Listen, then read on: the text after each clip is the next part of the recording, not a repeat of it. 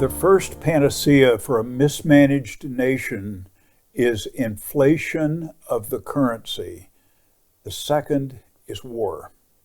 Both bring a temporary prosperity, but both bring a permanent ruin and are the refuge of political and economic opportunists. Ernest Hemingway. I'll read it again. The first panacea for a mismanaged nation is inflation of the currency. The second is war. Both bring a temporary prosperity, but both bring a permanent ruin and are the refuge of political and economic opportunists. I'm Ben Reppond. Today is July 26, 2022. Welcome to my YouTube broadcast. I've shown this chart before. It comes off of the Federal Reserve's website, or the St. Louis Fed office of the Federal Reserve. And it is the line that goes across, the blue line that goes to the upper corner of the slide is the money supply. The money supply, it's measured by what's called M2, money supply, dollars in circulation in the U.S. economy. It goes back to 1959. In 1959, there was $283 billion in circulation. Today, there's $21.7 trillion in circulation. That's a growth of 73 times. So think of about a quarter of a trillion to 21 trillion. The average increase is about 7% per year.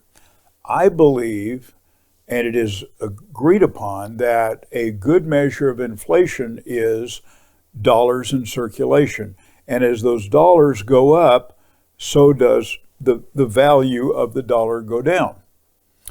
And if it ever worked that we had less dollars in circulation, the value of the dollar would go up accordingly. We know that inflation is a problem. We shop, we buy things, and we're aware that the cost of goods is higher and higher. But the biggest problem that I see is not the fact that it's 7% per year for 63 years. The biggest problem I see is the last 2 years, that there is a 40% increase in the dollars in circulation from March 1 into February, beginning of March 2020, through the month of May 2022. So a 27-month period of time where dollars in circulation have gone up 40%. Now, when I say dollars in circulation, I don't mean a paper dollar bill or a 20. What I'm talking about is the way money is put into the system now is digital. There was a time when they would run the printing presses and they called it printing money.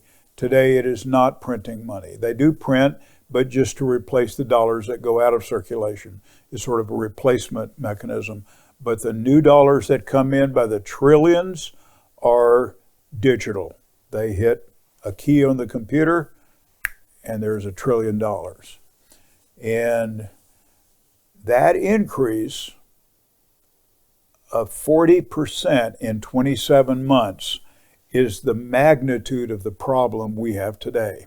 So when the Federal Reserve says that rate of inflation is 9%, if we went back the previous year or the previous 15 months and put those together, it is definitely less than 15%, and I believe it's closer to 12% total inflation rate. But in reality, it's 40 when measured by the amount of dollars in circulation. So that's the problem. and we all know it's a problem. The Federal Reserve knows it's a problem. I'm going to show you 3 interviews from 3 experts on this subject.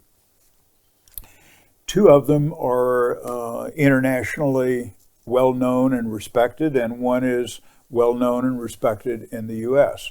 3 completely different points of view.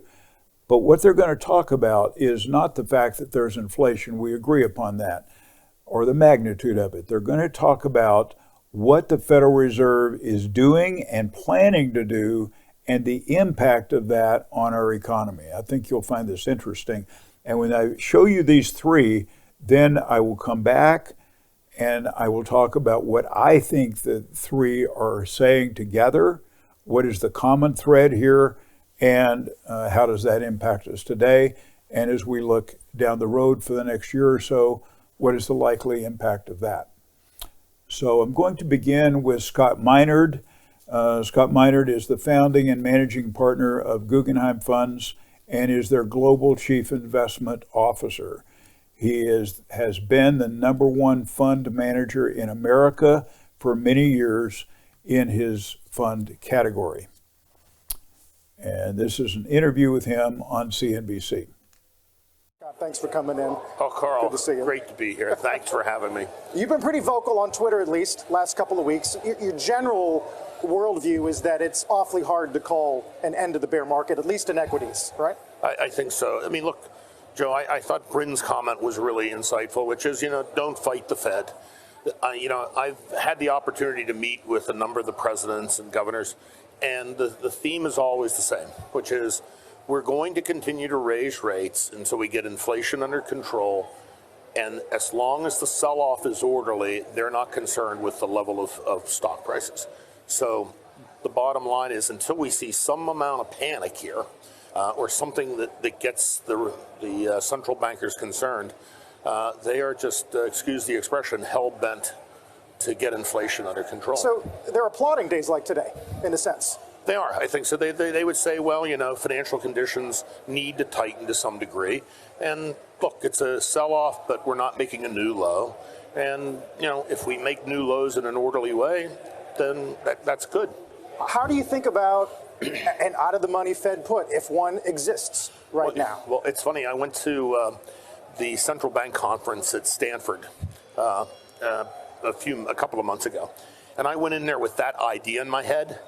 I walked out with, there is no price put here. Right? They're concerned about financial stability, which is, sort of, it's kind of like you'll know instability when you see it. It's like pornography. Or jazz. Yeah, right. So, we'll make it up as we go. Yes.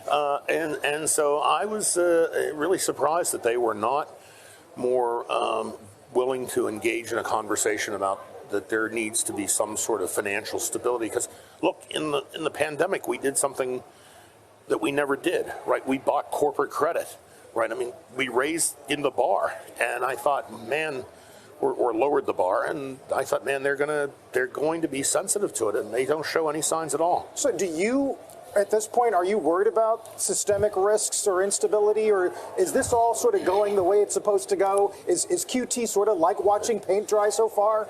Well, it will be until it's not. And the way the expression I tell people is that the Fed and the central banks are going to press on this until they break something. And if you remember back in 1997 when we had the Asian crisis, out of the blue in 98, we got long-term capital, and all of a sudden they had to reverse course. There's been a number of incidents like that in the past. We had the pivot back in 2018. And so there's a tendency in times like this when the Fed is so focused on inflation that there's something that is coming up out of what they would call the shadow banking system, like a hedge fund collapse or something. And, that's where I think, it's hard to predict that kind of thing, but that's the thing I think we have to be prepared for. So what he is saying, it was interesting he used this word. The Fed is committed to raising rates as far as they have to raise rates until they break something. And in other words, they're going to bring down inflation with raising interest rates until the economy completely crashes, collapses, and or the stock market crashes and bond market crashes and people are freaking out, or until they hit their target. One of those two things is going to happen based on the input that he has received. Next, I'm going to show the video from Dr. Mohammed El-Arian, and he is the president of Queen's College in Cambridge and chief economist for Allianz, the parent company of PIMCO Funds, which is where he was CEO. So here's Dr. El-Arian. Mohammed, is there anything in the data, as far as the eye can see from your perspective, that you think gives this Fed pause for thought, makes them sit around, look around and say, we need to slow down? They won't get that from the CPI data. They won't get that from the jobs data. They would get it if they took a more holistic view of the economy. You know what happened to orders in ISM, but this Fed isn't stopping. This Fed is going to do 75 basis points when it meets this month. And this Fed needs to catch up, John. They're not just reacting, they are catching up. And that's why they simply cannot wait. And 75 is the new 50 now, for now. Can we talk about how restrictive you think they need to get, Mohammed, reflecting on the minutes we've had earlier this week and folding that into the data from this morning? So I think they certainly are going to try to get to the restrictive level. I worry that on the way there, they may break something, and then you get the stop-go phenomenon that would be the worst possible outcome for this economy. We need to get inflation out of the system. We really do. And we need to take advantage. We should have taken even more advantage last year of the strong economy, but we still need to take advantage of a strong labor market to get that done. Because otherwise, we will have both an inflation problem and a growth problem next year. And finally, I'm going to show an interview, a CNBC interview with Jim Bianco. He's a respected research analyst and is frequently on CNBC, Bloomberg, and Fox Business, and is a contributor to the Wall Street Journal. He has a little bit different point of view, and I'll play this from Jim Bianco. Our next guest is delivering a grim picture of the inflation fallout. Jim Bianco runs Bianco Research. Jim, great to see you. Thanks for having me. So you think 100 basis points is in the cards for July. What sort of environment are we entering in terms of the economy at this point with 100 basis points on the table? Yeah, the market is pricing in about a 70% chance now that the Fed is going to go 100. That was like 5 before the number this morning. And it's pricing in another 75 on top of that 100 at the September meeting. So you're looking at a 3.5 funds rate by the middle of September. And the reason is the Federal Reserve, I think, has made it abundantly clear job 1, job 2, job 3 is going to be bring inflation down. If the economy slips into recession, and the inverted yield curve might be signaling that, or if the stock market struggles, it slips into recession and it struggles. They're going to focus on inflation. That's their job. And so right now, we're in a situation where good news is bad news. So when you get a strong payroll report, when you get any kind of strength in any of the numbers, that just opens the Fed up for more rate hikes. And that's why we've got 100 basis points. It wasn't just the CPI number that did it. It was also 373,000 jobs last Friday that opened the door for that. Jim, every once in a while, I mean, in the old days, you see these emergency rate cuts in between meetings. I mean, it seems to me 9.1 handle is a bit of an emergency situation. Why would they wait? Why don't they just come out and do it? What's the point of waiting till the meeting? I think it's optics. I think it's optics that they don't want to look like they're panicking, although you could argue, what is 100 basis no, hold on one hike? second. No, I got it. Let me push back on that a second. I hear you. They're long past optics. I mean, the days of them and optics are way gone. I mean, that ship has sailed. So if they're worried about optics, they're worried about the wrong things because they have zero credibility left. Sorry to interrupt you. No, you're absolutely right. I was going to say, what's the difference between an intermeeting move and a 100 basis point hike? It still kind of portrays the same thing. But you're right. They're so far behind the curve. Every rate hike campaign has always ended with a positive real yield. That means interest rates above the inflation rate. Now, inflation's not going to stay at 9%, but it's not going to 3. It might go to 5. It might go to 6. And every rate hike campaign will have to end with a positive real rate. They got a long way to go.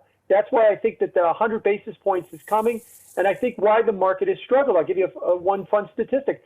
Only 3 up weeks in the last 13 in the S&P. Go back to 1928. That ties the record of futility for the least number of up weeks over any 13-week period. So Jim Bianco is making a point here of saying that the Fed is going to have to bring inflation down below the interest rate so that there is a net positive interest rate, higher than the rate of inflation. So to do that, the inflation has got to come down into lower single digits, 2%, 3%, 4%. And then if the rate, the Federal Reserve rate, is the overnight bank rate, is in the 5 or 6%, I don't know, maybe 7%, as long as there is a differential in favor of the interest rate, then there is a net positive interest rate. Otherwise, inflation is killing that rate, which it is right now. So can you imagine, here we have been at, below 2% interest rates, and look what happened to the stock market. Look what happened to the bond market. And can you imagine raising this to 3.5%, 4.5%, 5%, what that's going to do? I'm not going to say it's, a one-for-one relationship, but there is definitely a lot of damage left to be done to the stock market and bond market. And I think we could even go over and say, because housing is softening now, the impact on housing is definitely going to be significant, in my opinion, because as you raise rates at that level, what's going to happen is mortgage rates are going to go up, not to those numbers, but probably to much higher numbers. So think in terms now, let's say it's 1 to 2%, even 3%. Look at where mortgage rates are. So there is definitely, this could definitely push mortgage rates into the 10% plus range. And if you raise rates much more on mortgages, I don't see how you're going to keep from killing the real estate market. Jobs market, it's a different animal. I don't know. I'm not going to say it's not affected. It will be affected, but it may not be as affected as much as the stock market, bond market, and probably the housing market. I'm going to change subjects here. Each week there is what's called a flow of funds report, and this week it shows the total dollars going into funds and out of funds, kind of where the total money is going, not just the big money, but all the money. And conventional equity funds this past week, had an outflow of $10 billion. Now, the market went up, still $10 billion went out of the market. Conventional bond funds, outflows, $1.6 billion. ETF equity outflows, and these are net outflows, $7 billion. ETF bond outflows, $6 billion. And money market funds had an inflow, the money had to go somewhere, had an inflow of $5.5 billion. I've shown this chart before. I want to remind you of what's going on here. I'm reading a book by Russell Napier that's called Anatomy of the Bear. And I am not through it yet, so when I am, I'll make some comments about it.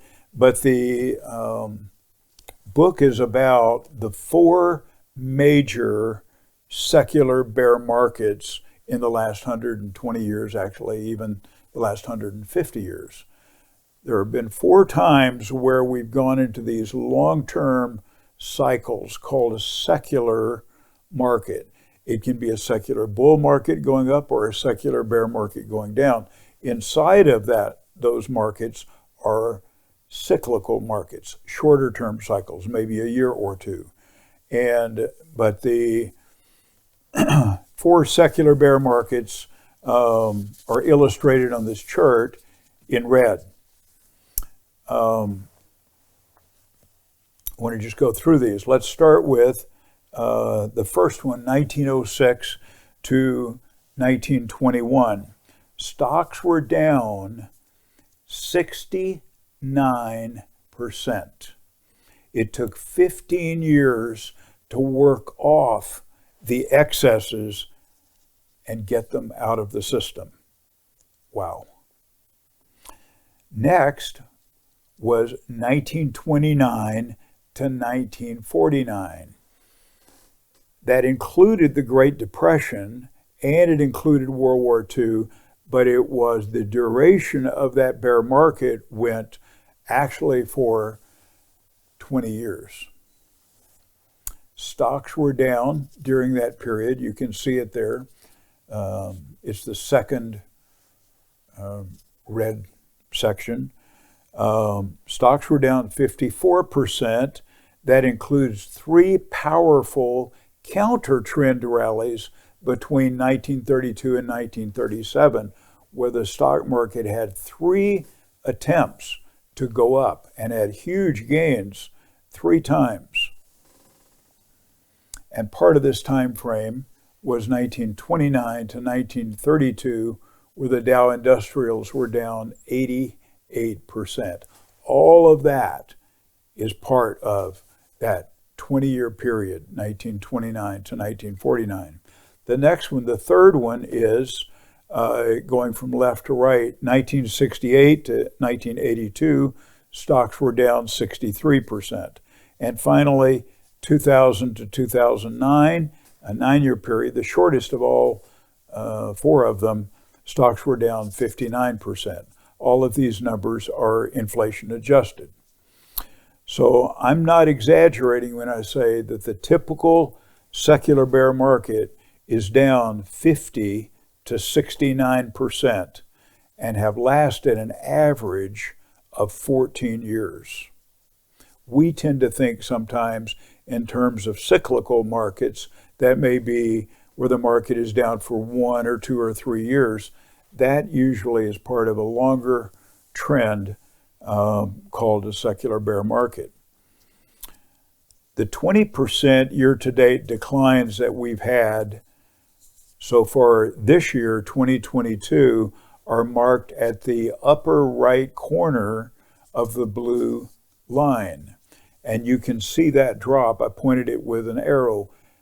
You can see that drop. That's that 20% drop.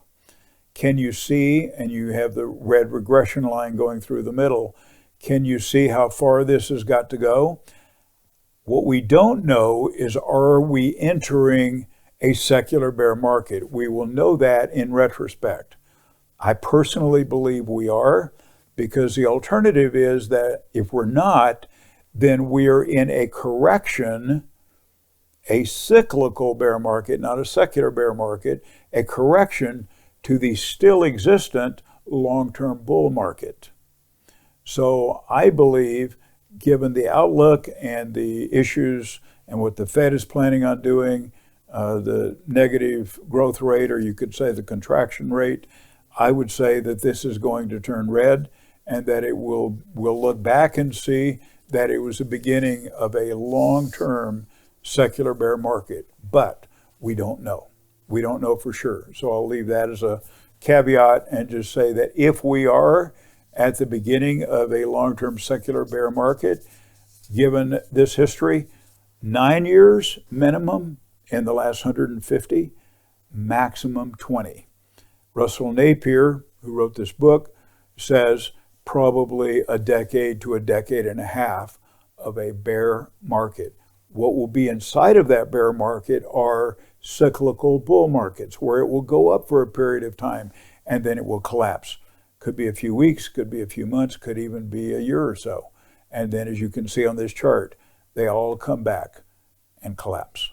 until it is completely exhausted and they've washed all of the weak investors out of the market. That's the way it works. And then it is ready to go. You can look and see the blue lines that start at the bottom on the left, at the very bottom of each of those cycles, and they go up very sharply. But they have wrung a lot of emotion and a lot of money out of investors prior to that.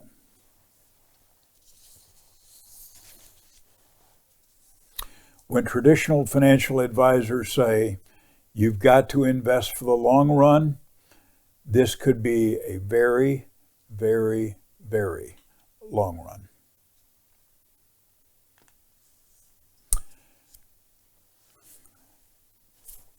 I thank Don Creech for this slide. This shows the technology sector and from a couple of perspectives. One is the dark blue line that goes across. You can see the percentage of allocation, of net allocation, how that has gone down and has gone up for technology stocks. And then the allocation, the net allocation of technology is represented by the vertical lines across the chart. And you can see that technology, which was the darling through last year for many years, maybe for, 12 years, and did very well, high allocation, highest performer. But look at that red circle on the right and the red circle to the left. Technology sector has become gone negative to the lowest level since 2008. And interesting that there's a lot of technology stocks down at least 50%, and most are down over 30%. So talk about wringing the excess out of the system. That is one step. That's not all of it, obviously, because there's a long way to go. But that shows you how much excess was in the system when people were not thinking there was excess in the system. Maybe thinking, it's going to go to the moon. Not quite. Now I want to get over to some economic indicators. The manufacturing index is an indicator of what's going on in the economy. The Philadelphia Fed office produces a Philadelphia Fed manufacturing index, and this shows new manufacturing orders, and you can see spanning a period from 2005 to present, you can see where new orders have fallen to on the far right. And then this is a survey, so the expected new orders, they forecast this, and you can see where they think new orders are going in the future.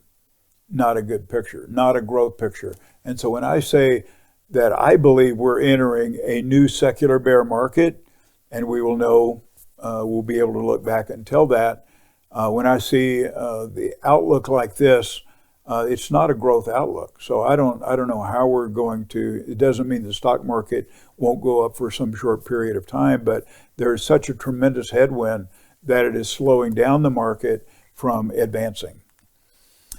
And then the government bond spread between the 10-year and the 2-year has gone negative, and that is the foreshadowing, that ratio is a foreshadowing of coming recession, and it has been consistent for the last 50 years as a predictor.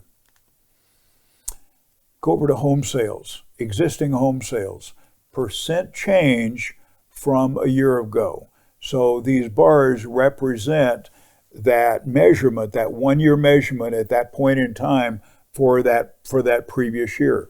Each year has a 1-year look back. And so you can see the existing home sales and where they have dropped to as a percentage of change from a year ago. listings, the percentage of listings that have had price drops has gone up to 7%. Compare that to the gray line and the blue line, and you can see how many in the previous 2 years. You can see the amount of price drops, not much at all, and compared to so far this current year. So now I'm going to go to a slide. This is completely apart from everything I've been talking about. This is about 401k plans. Most people have a 401k or a 403b plan or government plans. And you normally can transfer money from those plans to a rollover IRA in your own name when you terminate employment with that company. You terminate from the plan and you have the provision to be able to roll them over into your own rollover IRA.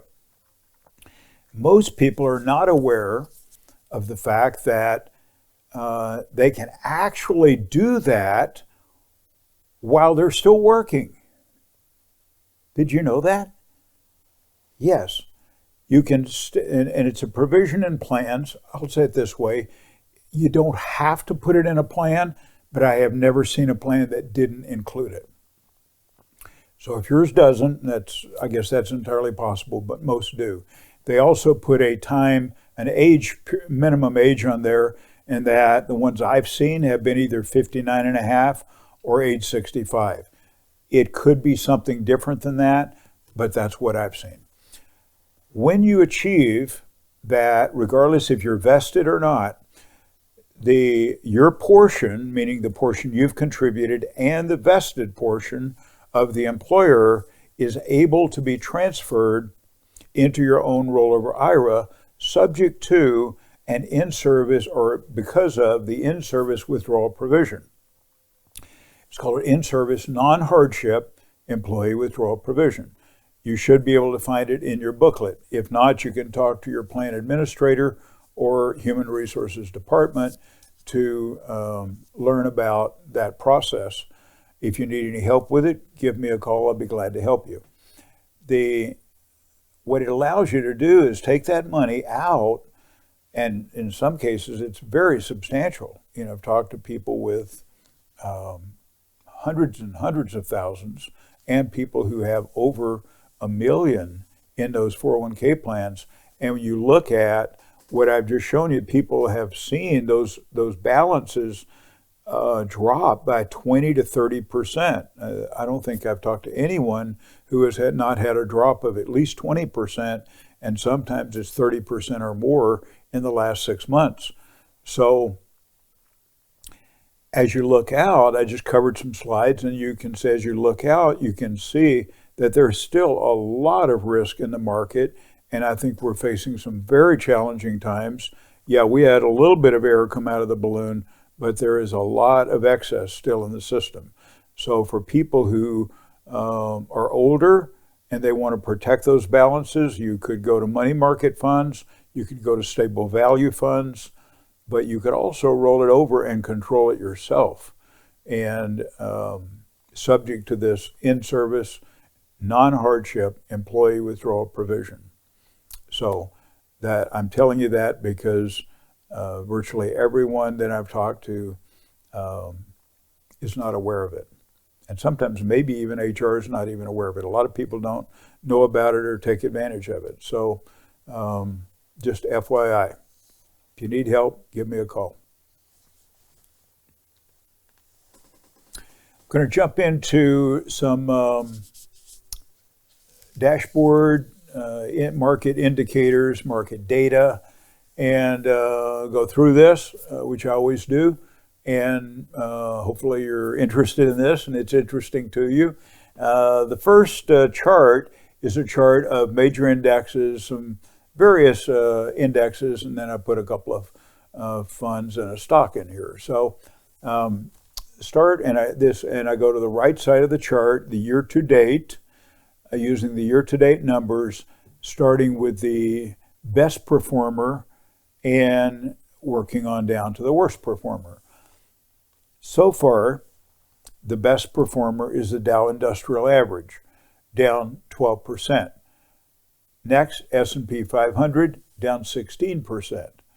And then the killer is 20-year long-term government bonds, down 20%. Normally, in normal market conditions, this would be a positive number, but bonds got killed alongside of stocks. NASDAQ 100, down 24%. The technology component, technology sector in that index, down 28%. ARK-K's innovation funds from the ARK family of funds, down 51%. Netflix, down 63%, and Coinbase, down 71%. This is a dashboard showing the major averages. Again, looking at the positive ones and the negative ones. Now, what we're measuring here is not necessarily rate of return. It does include that, but I'm going to focus on the right side of the chart, and these are green dots or red dots. And what that means, just visually, you're able to see very quickly that these indexes are above their 20, 50, 100, or 200-day moving averages, or they are below them. If they are below those averages, again, going left to right, 20, 50, 100, and 200, if they're below them, that is not an indicator of growth. They're not, shall we say, moving up. They don't show strength. And the most negative is gold. Well, actually, gold and emerging markets. They're all four are below their 20, 50, 100, and 200-day moving averages. The others have one, most of them have two green dots, meaning they're above the 20 and 50. The Dow Industrials, DIA, SPY, S&P 500, above both. IWM, the Russell 2000 Small Cap Index, above both. EFA, the developed countries, developed markets, above the 20-day. NASDAQ 100, Netflix, and Coinbase above the 20 and the 50. And by the way, back on that slide, there are 13 green dots. Last week there were 6. And these are the sectors within the S&P 500. So there are here 19 green dots. The potential for all 11 and 4 averages is 44. So 19 out of 44. This is looking more positive than it was a week ago when there was 9. And so I won't go through each one of them, but consumer staples, financials, technology, real estate, etc. All of the different averages or components of the S&P 500, the sectors, are represented here, and you can see they're starting to move up above some of those averages. Now I want to give you some charts, some line charts. This is a 12-month chart, a weekly chart. 1 move equals 1 week of the S&P 500, represented by the ETF SPY. And, it goes up and down a lot, but you can see the general direction for the first, say, 5 months of the chart was generally moving in an upward direction. The last 7 months of the chart, generally speaking, moving in a downward direction, and it is still in a downward direction. However, at the end of the chart, I look for patterns. At the end of the chart, I put a circle around the fact that it's starting to show some strength, starting to move up. This is not a relative chart, it's an absolute chart. So SPY compared to nothing, generally starting to move up, but still below its 20-period moving average, which is that line that's cutting through the data. This is a relative chart, and it's still a 12-month chart, but it's relative, meaning the numerator is the growth stock component of the S&P 500 numerator. Denominator would be the value component of the S&P 500. So when it is moving up, that shows that growth is more in favor. When it is moving down, that shows that value is more in favor. They could both be moving down, and this would actually be moving up. Why?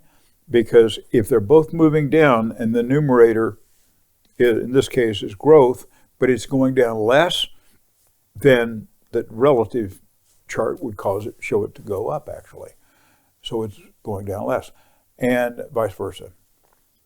At the very end, you can see that growth is starting to move up. It's just now crossing its 20-period moving average, but is moving, generally speaking, in a somewhat upward direction relative to value. I'm going to switch to a 24-month chart, and this shows the small cap index, the Russell 2000, which is the ETF is IWM, and it has moved, you can see for over a year, the small cap relative to the S&P 500 has been moving down. Now, they're both been moving down a lot, but the small cap index, IWM, has been moving down at a faster rate than the S&P 500. And now it seems to be at the bottom and seems to be kind of leveling out, and the rate of growth or the rate of decline is now similar, somewhat similar between the S&P 500 and the small cap index. This is a 24-month chart of the long-term government bond, TLT. It's not a relative chart, it's an absolute chart, and you can see by the black arrows the long downward direction of the 20-year government bond ETF, TLT. At the very end, it's showing a little bit of strength for the last week or a few weeks, but it still is in a general downward direction. And we'll see that it may start to go up. We don't know that, but I'd say just historically over this 2-year period of time, there's a lot of weakness in government bonds. Gold, represented by the ETF GLD, a 24-month chart. Most of the chart goes up and down a lot. Not a very clear pattern at all. And the 20-period moving average is moving through the middle of all the data until recently, and then it has started to go down. Precious metals are down at this point, and some of that I covered in previous slides.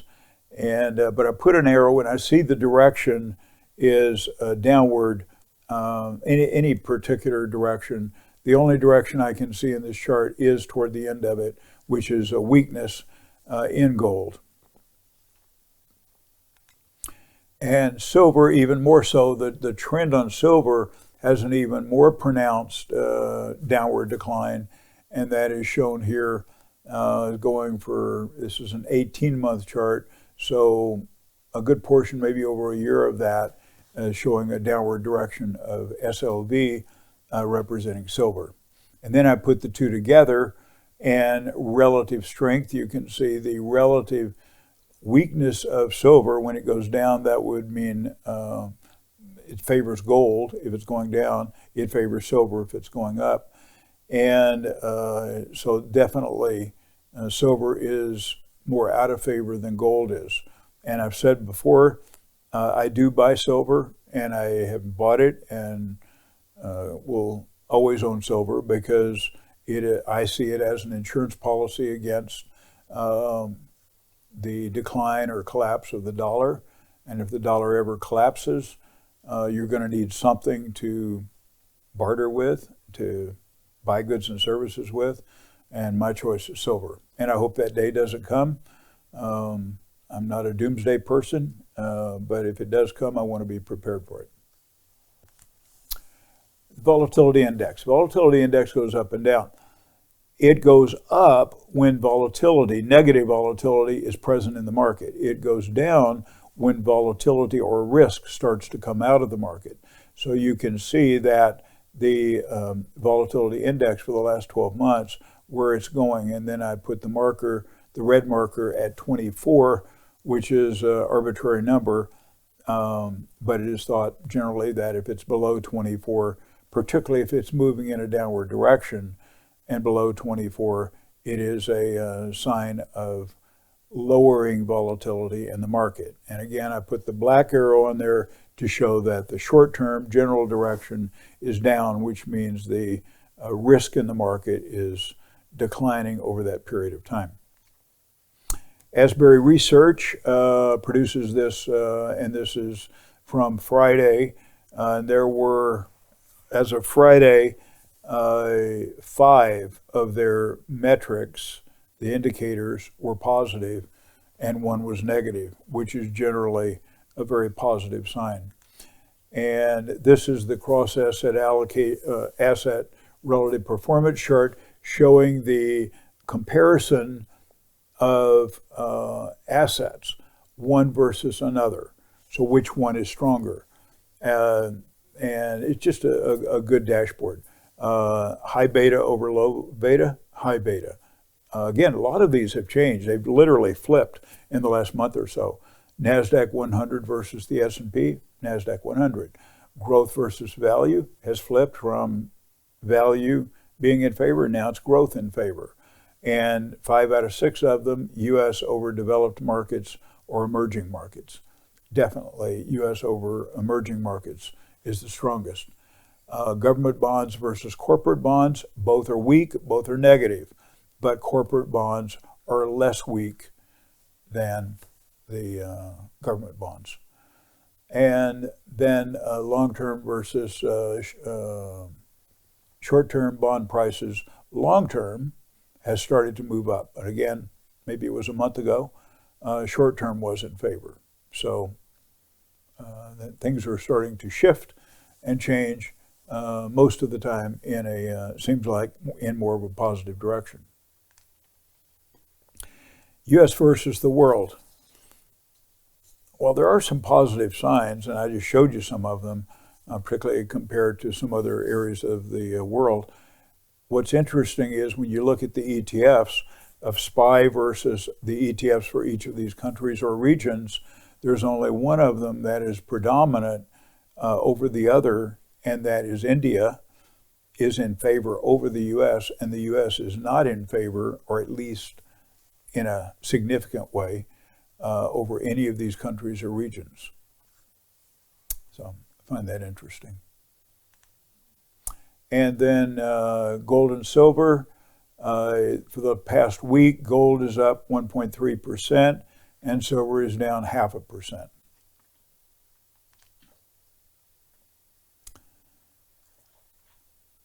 I admire Lou Holtz. He's got a distinguished career, accomplished a lot, unsuspecting guy to have accomplished what he did. He said, life is 10% what happens to you and 90% how you respond to it. Well said. And his life demonstrated that saying quite well. Thank you for watching. If you have comments, please leave them in the comments section. I'll try to respond to them. And if you want to reach out, give me a call or send me an email. I'll be glad to talk with you or respond to your email. Thank you again for watching.